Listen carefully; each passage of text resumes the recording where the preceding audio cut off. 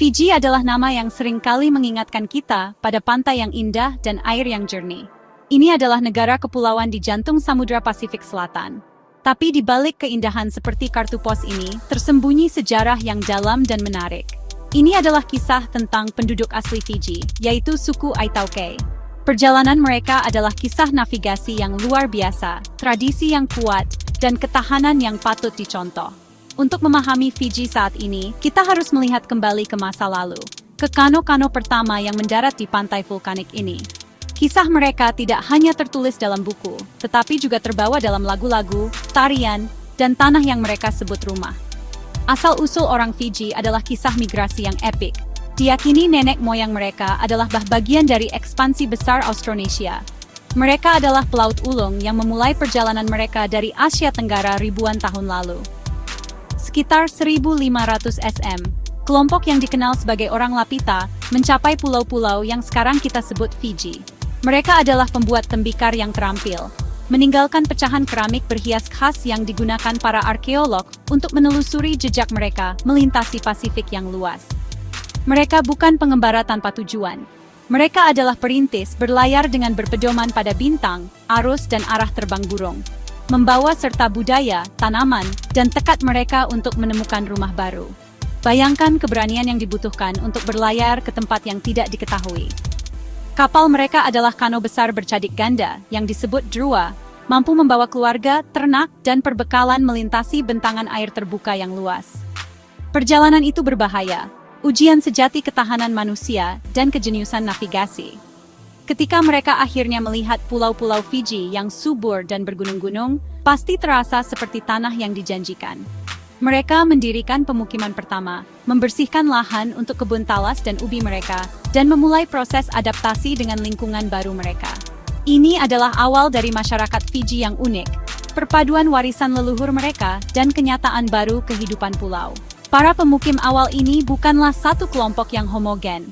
Selama berabad-abad, gelombang migrasi berikutnya, terutama dari pulau-pulau Melanesia di barat, menambahkan lapisan baru pada demografi dan lanskap budaya Fiji.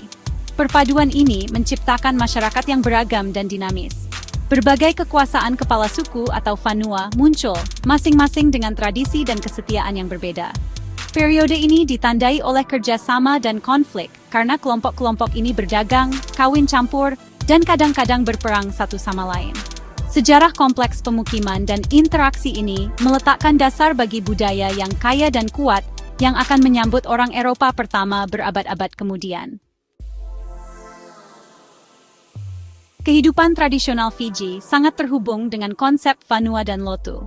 Fanua lebih dari sekadar tanah. Ini adalah konsep holistik yang mencakup orang-orang, adat istiadat mereka, kepala suku mereka, dan hubungan spiritual mereka dengan wilayah leluhur mereka. Ini adalah jiwa dari identitas mereka. Kehidupan diatur di sekitar desa, atau koro, yang dipimpin oleh kepala suku turun-temurun, atau turaga.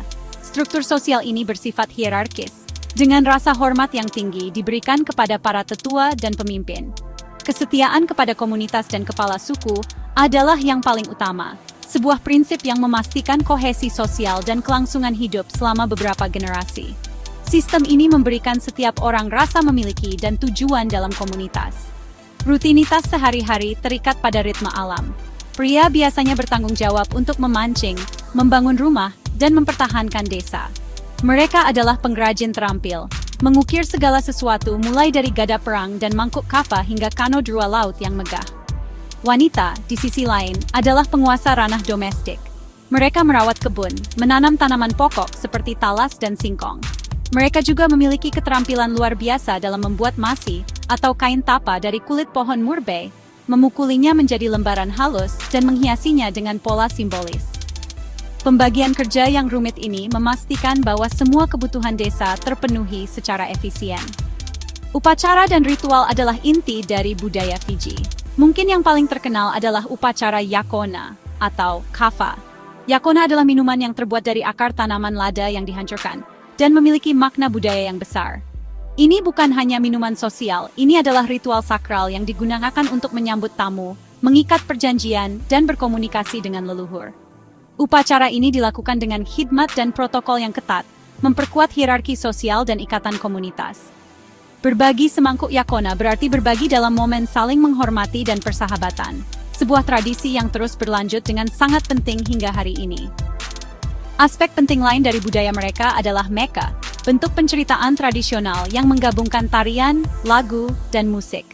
Melalui meka, sejarah, legenda, dan peristiwa penting diturunkan dari satu generasi ke generasi berikutnya. Tarian pria seringkali kuat dan energik, mensimulasikan pertempuran atau merayakan kemenangan, sementara tarian wanita anggun dan mengalir, menceritakan kisah kehidupan sehari-hari dan cinta. Pertunjukan ini bukan hanya hiburan, mereka adalah arsip hidup sejarah dan nilai-nilai orang Fiji, memastikan bahwa kisah nenek moyang mereka tidak pernah dilupakan di zaman modern. Dunia orang Fiji mulai berubah secara tak terhindarkan pada abad ke-19. Meskipun penjelajah Belanda Abel Tasman telah melihat pulau-pulau itu pada tahun 1643, baru setelah Kapten William Bligh terdampar setelah pemberontakan di AMS Bounty pada tahun 1789, kontak Eropa menjadi lebih sering. Pada awal tahun 1800-an, pedagang yang mencari kayu cendana dan teripang, atau timun laut, mulai berdatangan, diikuti oleh pemburu paus dan misionaris Kristen. Para pendatang baru ini membawa serta old photos of European trade goods in Fiji, archival images of Fijians receiving firearms, metal tools, or missionaries that stole senjata api, perkakas logam, penyakit baru, dan agama baru, yang semuanya mulai mengganggu cara hidup tradisional Fiji dan struktur kekuasaan. Pengenalan senapan memiliki dampak yang mendalam.